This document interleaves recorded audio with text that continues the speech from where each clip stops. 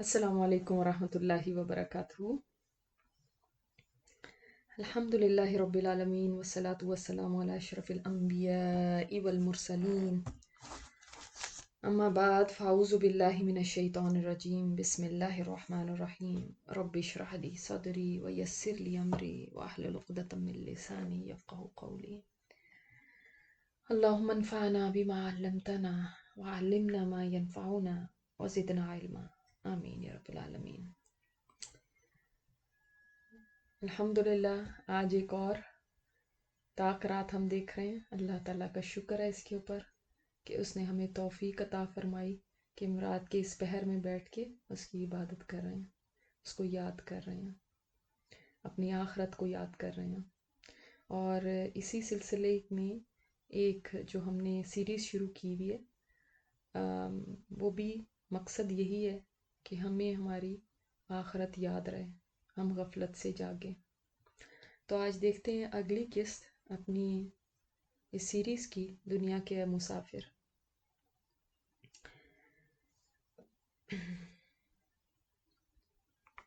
آج بارش کی جھڑی لگی ہوئی تھی، یوں لگ رہا تھا آسمان بھی رو رہا ہے۔ یہ زمین اور آسمان بھی تو روتے ہیں نا، جب کوئی ان پر سجدے کرنے والا، رکوع کرنے والا، اللہ کا ذکر کرنے والا، کوئی اللہ کا نیک بندہ چلا جاتا ہے تو یہ بھی روتے ہیں۔ اور بعض ایسے فاسق اور فاجر ہوتے ہیں کہ جن کے لیے کوئی بھی نہیں روتا، نہ آسمان اور نہ زمین۔ مجھے قرآن کی وہ آیت یاد آ گئی جس میں آل فرعون کے بارے میں کہا گیا ہے کہ ان کے لیے نہ آسمان رویا اور نہ زمین۔ کتنے بد نصیب لوگ ہوتے ہیں وہ۔ میں تیزی سے قدم اٹھاتا ہوا ہسپتال میں داخل ہوا۔ خالہ صغرا کو یہاں داخل ہوئے آج 15 دن ہو چکے تھے، مگر ان کی حالت بہتر ہونے کا نام نہیں لے رہی تھی۔ میں نے آہستہ سے ان کے کمرے کا دروازہ کھولا۔ خالہ سامنے بستر پر آنکھیں کھولے چھت کو تک رہی تھیں۔ السلام علیکم خالہ۔ وعلیکم السلام بیٹا، کب آئے؟ ابھی ابھی داخل ہوا۔ کیسی ہیں آپ؟ شکر الحمدللہ بیٹا۔ اور ساتھ ہی خالہ پھوٹ پھوٹ کے رونے لگی۔ میں قدرے پریشان ہو گیا، انہوں نے کبھی ایسا کیا تو نہیں تھا، اتنی کم ہمت تو نہ تھی۔ میں نے تیزی سے آگے بڑھ کر ان کا ہاتھ پکڑ کر چوما۔ کیا ہوا خالہ جان؟ آپ ٹھیک ہو جائیں گی، کیوں روتی ہیں؟ خالہ نے بمشکل خود کو سنبھالا اور پھر کہنے لگی، بیٹا آج بڑا ہی عجیب واقعہ ہوا ہے۔ میرے ساتھ والے بستر پر ایک لڑکی تھی، کسی اونچے گھرانے کی اکلوتی بیٹی۔ آج اس کا آخری وقت جب آیا تو ڈاکٹروں اور نرسوں کا ایک ہجوم لگ گیا کمرے میں۔ اس کی سانس اکھڑ رہی تھی، آنکھیں پتھرا گئی تھیں۔ ڈاکٹر صاحب نے بھی نرسوں سے کہہ دیا تھا کہ اب کچھ مزید کوشش کرنے کی ضرورت نہیں ہے، اب یہ آلموسٹ گون ہے، کہ اچانک اس کے جسم نے حرکت شروع کر دی۔ وہ یہاں میرے پاس ہی بستر پر تھی، میں نے خود اس کو دیکھا۔ اس کے چہرے پر خوف کے آثار تھے، جسم پسینے سے شرابور تھا اور اس کے ہونٹ ہلنے لگے۔ سب نے سنا، وہ تھرائی بھی آواز میں کہہ رہی تھی، سانپ سانپ، اور جیسے بچنے کے انداز میں ہاتھ پاؤں مار رہی تھی۔ حالانکہ وہ تو موت کی بے ہوشی میں جا چکی تھی، اور ایسے انسان کا آواز نکالنا یہ ڈاکٹروں کے لیے بھی حیرت کا باعث تھا۔ بلکہ اس حالت میں تو کوئی انسان بولنا تو دور کی بات، حرکت تک نہیں کر سکتا۔ پھر اس کو آخری ہچکی آئی اور وہ ختم ہو گئی۔ بیٹا میں اس وقت سے سخت خوف زدہ ہوں، میرے ذہن سے اس کی آوازیں نکل نہیں رہیں۔ پتہ نہیں اس نے کیا ایسا کیا تھا۔ بس اتنا کہہ سکتی ہوں کہ جب بھی اس کے گھر والے آتے تھے، اس سے کہتے تھے فلاں جگہ کسی بیوہ کو ضرورت ہے، فلاں جگہ کسی یتیم کو ضرورت ہے، کوئی مسجد ہے، کوئی مدرسہ ہے، ان کو ضرورت ہے۔ تو باوجود اس کے کہ یہ بہت مالدار لڑکی تھی، یہ چڑ جاتی تھی، غصہ کرتی تھی۔ اس کو کوفت ہونے لگتی تھی اور یہ برا مانتے ہوئے کہتی تھی مجھے کیوں کہتے ہو کہ میں دوں، اس کے علاوہ مجھے نہیں پتا، ہو سکتا ہے کوئی اور عمل بھی ہو، واللہ عالم۔ مگر بیٹا اگر ایسا کسی کے ساتھ ہو جائے تو وہ کیا کرے؟ کون اس کو بچائے گا؟ ڈاکٹر نرسیں تو جسم کی حد تک بچانے کی کوشش کر سکتے ہیں، مگر اللہ کے عذاب کے کوڑے سے کون بچا سکتا ہے؟ یہ کہہ کر خالہ پھر رونے لگی۔ میں نے ان کو گلے سے لگا لیا اور تسلی دینے لگا، خالہ جان آپ کیوں فکر کرتی ہیں، سب اچھا ہوگا۔ خالہ جان نے ایک دم مجھے پیچھے کر کے میری آنکھوں میں آنکھیں ڈال کے کہا، بیٹا تم کیا مجھے بچا سکتے ہو؟ میں خالہ کے اس اچانک سوال سے ہڑبڑا سا گیا، مجھے کوئی جواب نہیں بن پا رہا تھا۔ انہوں نے پھر پوچھا، بیٹا تم تو میرے سب سے لاڈلے بھانجے ہو، تم مجھے بچا سکو گے اگر میرے ساتھ کچھ ہوا؟ میری سمجھ میں نہیں آ رہا تھا میں کیا جواب دوں۔ میں نے آہستہ سے خالہ کے سر پر ہاتھ پھیرا اور کہا، خالہ آپ بہتر ہے اس وقت کچھ سوچنا چھوڑ دیں اور آنکھیں بند کر کے سو جائیں۔ شکر ہے خالہ نے میری بات سن کے آنکھیں بند کر لیں اور میں ہسپتال سے بوجھل قدموں سے باہر نکلا۔ واقعی اگر موت کے وقت عذاب سامنے آ گیا تو انسان کو کون بچا سکتا ہے؟ اگر اس وقت جہنم کے فرشتے لینے آ گئے تو کون بھلا کچھ کر سکتا ہے؟ نہ بچے، نہ والدین، نہ رشتہ دار، نہ دوست احباب، اور نہ ہی کوئی بڑے سے بڑا ڈاکٹر اور نرس۔ انسان تو ابھی دنیا میں ہی ہوتا ہے اور یہ سب پیارے اس کے آس پاس ہوتے ہیں، مگر کس قدر تنہا ہو جاتا ہے کہ کوشش کے باوجود کوئی بھی اس کے لیے کچھ نہیں کر سکتا۔ کوئی کچھ کرنے کا سوال تو بات کیا ہے، لوگ تو یہ بھی نہیں جان سکتے کہ جانے والا کس حال سے گزر رہا ہے۔ یہ تو صرف وہ جانے والا جانتا ہے یا اس کا رب جانتا ہے۔ قریب کھڑے ہاتھ پکڑنے والے انسان کو بھی پتہ نہیں ہوتا کہ جانے والے پر گزر کیا رہی ہے، مگر عرش پر موجود رب کو ساری خبر ہوتی ہے ایک ایک کیفیت کی جس سے وہ گزر رہا ہے۔ جس نے اپنی موت کے وقت سانپ دیکھ لیے اس کے لیے اس سے آگے نہ جانے کیا ہوگا۔ میں اپنی سوچوں میں کب گاڑی میں بیٹھا اور کب اپنی درسگاہ تک پہنچ گیا۔ مجھے تو آج یہاں آنا بھی نہیں تھا، میں تو گھر جانے والا تھا۔ پتہ نہیں کب میں نے گاڑی ادھر موڑی، چلو اب آ ہی گیا ہوں تو ایک چکر لگا لیتا ہوں۔ میں نے اپنی درسگاہ میں داخل ہوتے ہوئے اپنے ساتھیوں کو سلام کیا۔ کچھ دور چلنے کے بعد ایک ٹیلا سا نظر آیا، میں اس پر جا کے بیٹھ گیا۔ یہ میری محبوب جگہ تھی، یہاں سے دور دور تک سب نظر آتا تھا، ہر طرف سناٹا تھا، خاموشی تھی، حتیٰ کہ مجھے اپنی سانس کی آواز بھی خود آ رہی تھی۔ میں نے تمام قبروں پر نظر دوڑائی، ایک قبر میری نظر کے آگے جیسے ٹک گئی ہو۔ اس کے بارے میں بابا جی نے بتایا تھا۔ اس کے ساتھ بہت بڑی بڑی گاڑیوں والے لوگ آئے تھے، روبی میر، 1950 سے 2010 تک، 60 سال، اتنی زندگی ملی اس کو۔ 60 سال تو کافی ہونے چاہیے۔ میرے ذہن میں ابھی یہ بات تھی کہ اچانک ایک آواز میرے کانوں میں پڑی، ہاں 60 سال بہت ہوتے ہیں مگر اس کے لیے جو سبق لینا چاہے۔ میں چونک گیا۔ کوئی خاتون تھی جو کہہ رہی تھی، مجھے تو پتہ بھی نہیں چلا 60 سال کدھر چلے گئے، کب گزر گئے، میں نے 60 سال کی عمر پا کر بھی گنوا دی۔ اتنا وقت مجھے ملا مگر مجھے کبھی خیال کیوں نہیں آیا تھا کیوں میں پاگل ہوئی پڑی تھی؟ کیوں میری ڈھلتی عمر مجھے غفلت سے جگانے کا باعث نہیں بنی؟ میں نے خود کو خود دھوکہ دیا کہ میں تو بہت جوان ہوں، بہت فٹ ہوں۔ اب سوچتی ہوں کیا مجھے نظر نہیں آ رہا تھا کہ میں اور کتنا جی لوں گی؟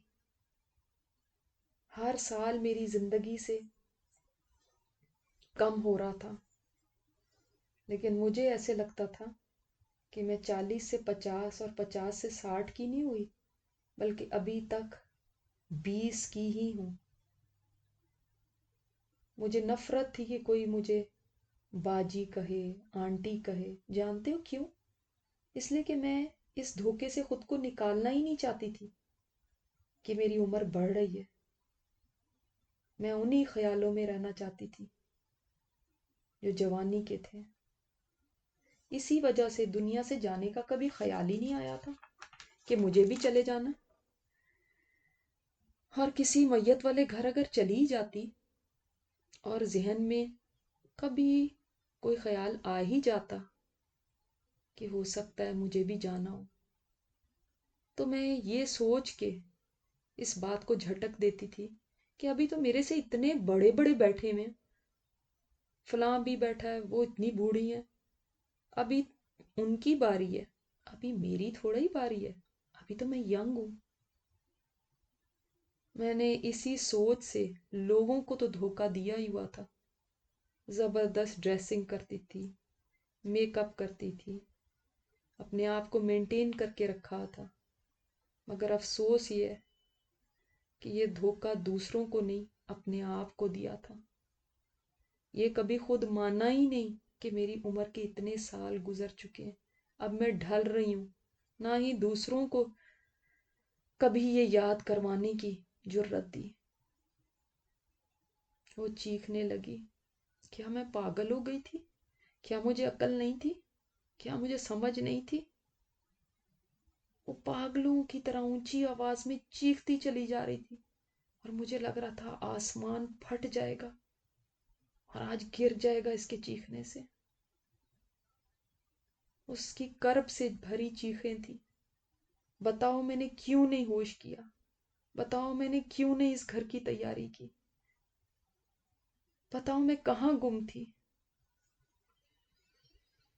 بتاؤ مجھے۔ اس کے کرب نے مجھے بے چین کر دیا تھا۔ میں نے بے قراری سے سوال پوچھا، پھر آپ کے ساتھ ہوا کیا؟ مگر وہ تو جیسے دیوانی ہو چکی تھی، میرے سوال سے بے نیاز اپنی دھن میں بولی چلی جا رہی تھی۔ میں کس سے شکایت کروں؟ میں اب کس کا گریبان پکڑوں؟ میں کس کو الزام دوں؟ مجھے یہ احساس اتنا ستا رہا ہے، اتنی پشیمانی ہے کہ اگر میں زندہ ہوتی تو خودکشی کر لیتی۔ ہاں، میں خود کو مار لیتی۔ تم نہیں جانتے میں کس کرب سے گزر رہی ہوں، اور ابھی تو قیامت بھی نہیں آئی، اور مجھے پتہ چل رہا ہے کہ میرے پاس کچھ بھی نہیں ہے۔ ابھی بھی مجھ پر سختی کا وقت ہے، تو آگے میرا کیا ہوگا؟ تم بتاؤ، اب میں کیسے واپس جا کے سب ٹھیک کر لوں؟ تم بتاؤ، تم تو سمجھدار ہو نا، تم مجھے بتاؤ، اب میں کیا کر سکتی ہوں؟ اس قدر بے چینی اور لاچاری سے یہ پوچھ رہی تھی، اور میرے پاس کوئی جواب نہیں تھا اس کے سوال کا۔ اس خاموش بستی میں اس کی آواز کا شور ہر طرف گونج رہا تھا۔ پھر نہ جانے مجھے کیا ہوا، ایک دم میں پھوٹ پھوٹ کے رونے لگا، اور وہ مسلسل چیختی جا رہی تھی، بتاؤ اب میں کیا کروں؟ بتاؤ اب میں گزرے وقت کو کیسے واپس لاؤں؟ میرے پاس تو کوئی بہانہ نہیں کہ مجھے ٹائم نہیں ملا۔ میں تو یہ بھی نہیں کہہ سکتی کہ مجھے زندگی نے مہلت ہی نہیں دی۔ میرے پاس تو 60 سال کی عمر تھی، میرے سب ایکسکیوز ختم ہو گئے۔ میں دیکھتی تھی میرے بال سفید ہو رہے ہیں، مگر میں نے اس طرف توجہ ہی نہیں دی، اور بالوں کو رنگ کے سوچا میں تو ابھی جوان ہوں، میں دیکھتی تھی میرے چہرے پہ جھریاں آ رہی ہیں، مگر میں نے اس حقیقت کو ماننے سے انکار کر دیا۔ میں دیکھتی تھی کہ میری نظر دن بدن گر رہی ہے، مگر میں نے اس کو خوراک کا قصور کہہ کے اگنور کر دیا۔ میں دیکھ رہی تھی کہ میرے جسم میں اب اتنی طاقت نہیں رہ رہی، مگر میں نے اس کو وائٹامن کی کمی قرار دے دیا۔ دیکھو میرے پاس کتنے سارے پیغام دینے والے پیغام لے کر آئے کہ زوبی جانے کا وقت قریب آ رہا ہے، مگر کیا ہو جاتا ہے زندہ انسان کو کہ وہ ہر پیغام کو نظر انداز کرتا چلا جاتا ہے۔ اس کی نظر کمزور ہو رہی ہوتی ہے، اس کے کان اونچا سننے لگتے ہیں، اس کا چہرہ اس کو بتاتا ہے کہ وہ بڑھاپے کی طرف جا رہا ہے، اس کے بال سفید ہونے لگتے ہیں، اب اس کی کمر جھکنے لگتی ہے، اس کی ہمت پہلے جیسی نہیں رہتی، مگر کیوں وہ سمجھتا نہیں ہے کہ میں کس طرف کو جا رہا ہوں؟ کیوں اس کو تب بھی یاد نہیں رہتا کہ جانے کا وقت اب قریب آ رہا ہے؟ یوں لگتا ہے زندگی کا نشہ ایسا ہے جو ہوش میں آنے ہی نہیں دیتا، اور جب یہ نشہ اتر جاتا ہے تو ہوش میں آنے کا کوئی فائدہ نہیں رہتا۔ اس کی آواز اب ہلکی ہو گئی تھی، یوں لگ رہا تھا وہ چیخ چیخ کے تھک چکی ہے۔ پھر وہ ایک ٹھنڈی آہ بھر کے کہنے لگی، یہ مجھ سے کہتے ہیں عمل دکھاؤ، میں کہاں سے عمل لاؤں؟ میں کہاں سے عمل لاؤں؟ میں کیا دکھاؤں؟ میں نے تو کوئی عمل جمع ہی نہیں کیا زندگی میں، یہ کبھی یہ سوچ آئی ہی نہیں۔ جنید، یہ قبر بڑی خوفناک جگہ ہے، اس کے لیے تم کچھ جمع کر لینا۔ واقعی دنیا کی زندگی دھوکے کا سامان ہے، لیکن اس کا دھوکا یہاں آ کے کھلتا ہے۔ جتنا بھی کوئی یاد کرا دے کہ یہ دھوکا ہے، مگر انسان کو اس وقت یقین نہیں آتا جب تک غیب کا پردہ نہیں اٹھ جاتا، جب تک موت سامنے نہیں آ کے کھڑی ہو جاتی۔ میں وہ تھی جس کے سامنے کوئی مرنے کا ذکر کرتا تھا نا، تو اس کو کھانے کو دوڑتی تھی کہ تمہیں کوئی اور بات نہیں آتی، کیا یہی ٹاپک آتا ہے؟ زندگی ایک بار ملی ہے، کھاؤ پیو مزہ کرو۔ یہ سنو، ڈپریشن کی باتیں مت کیا کرو، سارا ماحول خراب ہو جاتا ہے۔ پھر وہ کھوکھلی سی ہنسی ہنسی، ہاں ہاں ہاں، کھاؤ پیو مزہ کرو اور بھولے رہو، بھولے رہو اور بھولے رہو۔ انسان بھول جاتا ہے، بلا ان ربہ کان بہ بصیرا، تمہارا رب تو تمہیں دیکھ رہا تھا نا۔ مجھے سمجھ نہیں آ رہی تھی کہ وہ ہنس رہی ہے یا رو رہی ہے۔ مسلسل کہے جا رہی تھی، ہاں بس کھاؤ پیو مزہ کرو، کھاؤ پیو مزہ کرو، یہی تکرار کیے جا رہی تھی۔ اور پھر وہ پھوٹ پھوٹ کے رونے لگی۔ یہ آواز دور ہٹنے لگی اور دور ہوتے ہوتے فضا میں کہیں گم ہو گئی، اور میرے تو گویا ہونٹ ہی سل گئے تھے۔ ایسا لگتا تھا آج کے بعد میں کبھی نہیں بول سکوں گا۔ میں آہستہ سے وہاں سے اٹھا اور ان مکینوں پر ایک نظر ڈالی۔ ان میں سے اکثریت دھوکہ کھا چکی تھی، کم ہی کوئی تھا جس نے دھوکے کو پہچان کر اس سے جان چھڑا لی تھی۔ اکثریت جانتے بوجھتے دھوکے میں پڑی رہی اور یہاں پہنچ گئی۔ اللہ تعالیٰ ہمیں سب کو سمجھ عطا فرمائے اور اس زندگی میں اپنے لیے کچھ کرنے کی توفیق عطا فرمائے۔ سنتے ہیں ایک نشید۔